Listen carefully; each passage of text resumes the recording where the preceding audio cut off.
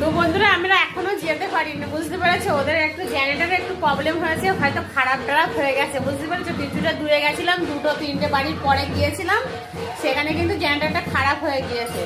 আর এখন মনে হয় আবার ঠিক হয়েছে। আমি অনেকক্ষণ বাড়ি এসে গিয়েছি, তারপরে এখন হয়তো যাব, যে চলো ঠাকুরটা আনতে যাই। মোটামুটি ঠাকুরটা আনা হয়ে গেলে তারপরে মোটামুটি বাড়ি চলে আসবো।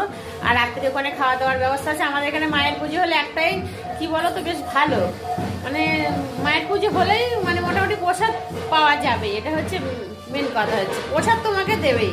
সে আমার বাড়িতে কালী পুজো হচ্ছিল, আমার ভাসুরের বাড়ি কালী পুজো হচ্ছিল, তখনও দেখো ওখানে নাম গান আরম্ভ হয়ে গেছে, এখনো মাকে আনানো হয়নি। মোটামুটি মাকে আনার পথেই কোনো না কোনো কিন্তু একটা দেখা দিয়েছে। এটা কিন্তু ঠিক লক্ষণ না, আমার মতে মনে হয়। মাকে আনতে গিয়েছিল, আমাদের ক্লাবটা একটু পার করেছি, জেনারেটরটা খারাপ হয়ে গিয়েছে, তার জন্য আবার সব লোকজন ছয় ছিটি সারা দিকই হয়ে গেছে। এখন মোটামুটি এখন মনে হয় আবার ঠিক হয়েছে। ওই ব্যান্ডের বাজনা বাজছে না, ব্যান্ডের বাজনা তো ছিলই, লাইটটা খারাপ হয়ে গেছিলো। ব্যান্ডের বাজনা তো কারেন্টে চলে না, ভ্যানে যে কারেন্টের যে লাইট আর জেনারেটরটা ছিল সেটা দেখে দেখে তো যাওয়া হবে, সেটাই খারাপ হয়ে গিয়েছিল। তো এখনো আসেনি হয়তো, এখন ব্যান্ডের বাজনা বাজাচ্ছে, যে যার মধ্যে ছায় ছিটি হয়ে গিয়েছে। মোটামুটি আবার এক্ষুনি সবাই চলে আসবে। মাকে আনতে যাবো বলেছি, তো যাবোই মাকে আনতে।